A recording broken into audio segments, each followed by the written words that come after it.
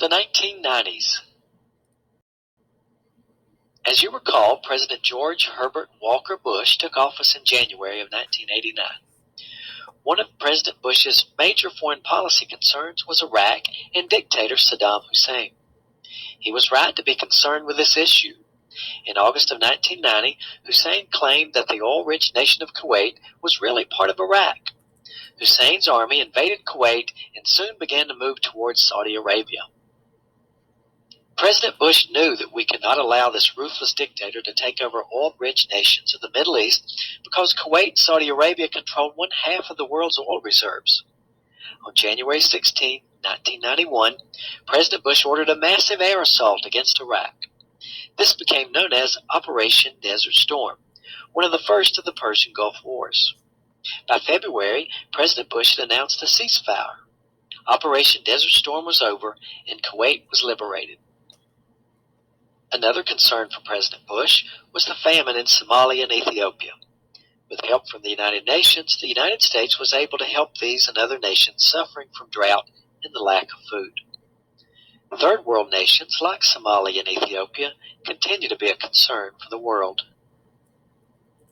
In the early 90s, Congress passed the Americans with Disabilities Act, which bans discrimination in the hiring and promoting practices of handicapped people, including those who are HIV positive.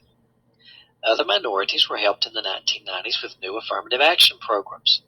These programs were created in order to make amends for past discrimination. For example, quotas began to be used throughout the United States in hiring practices. As you might expect, affirmative action was very controversial. Gerrymandering congressional districts became a concern in the 90s.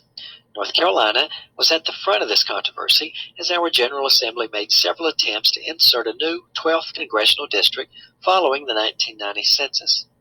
Time after time, this new district was struck down by the courts, but eventually our state came up with a workable plan.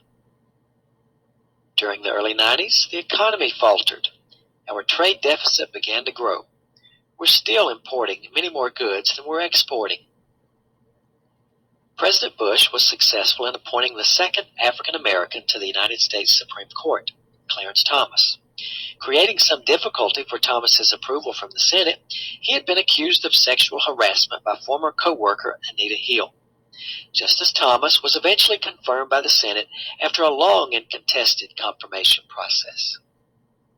In 1992, the 27th Amendment was ratified, prohibiting Congress from giving itself a pay raise in its current term. From here on out, if Congress votes for a pay raise, it does not take effect until after the next congressional election. Although President Bush enjoyed great popularity because of his success in the Persian Gulf War, with a downturn in the American economy, Bush's popularity began to decrease. The president had earlier won support by pledging not to raise taxes, but because of the faltering economy and the growing deficit, he had to go back on his word and agree to a tax increase. Democrats pounced on this broken promise as the election of 1992 grew closer. President Bush wanted to be reelected in 1992. The bad economy weighed heavy on people's minds. Arkansas Governor Bill Clinton was nominated by the Democrats to run for president, and Tennessee Senator Al Gore was nominated as Clinton's vice presidential running mate. Third-party candidate H. Ross Perot enjoyed some early successes in the polls. In the end, Clinton won the election of 1992 with 370 electoral votes to Bush's 168. President Clinton supported the North American Free Trade Agreement. In an effort to improve American exports, the United States, along with Canada and Mexico, signed the NAFTA agreement. There were both proponents and opponents of the treaty. Labor argued that workers would be hurt by the treaty. Farmers also didn't like NAFTA for fear that low-priced Mexican goods would undercut prices of American products. NAFTA is still being debated today. Clinton was a huge supporter of the Brady Bill. The bill was named after James Brady, who was seriously wounded in the Reagan assassination attempt. This law was passed by Congress and provided for a federal mandate for background checks before people can buy handguns. After much debate, the Brady Bill was passed into law by Congress. President Clinton ran for re-election in 1994. Although Clinton beat out Republican candidate Robert Dole, the Republicans didn't take control of Congress. Georgia Republican Newt Gingrich became the new Speaker of the House. Gingrich and other Republicans promised American voters a contract with America, which included a program to cut taxes, set term limits, and balance the federal budget. Term limits and a balanced budget were discussed in the coming years, but the promises in the contract were largely undelivered. In 1998, President Clinton faced the toughest challenge of his career.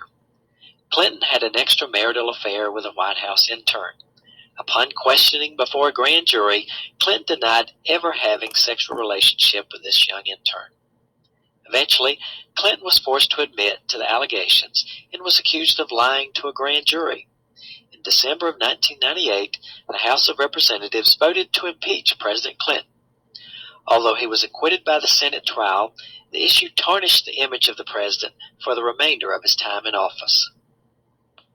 In the 1990s, we saw tremendous growth in the technology industry. This was the computer revolution.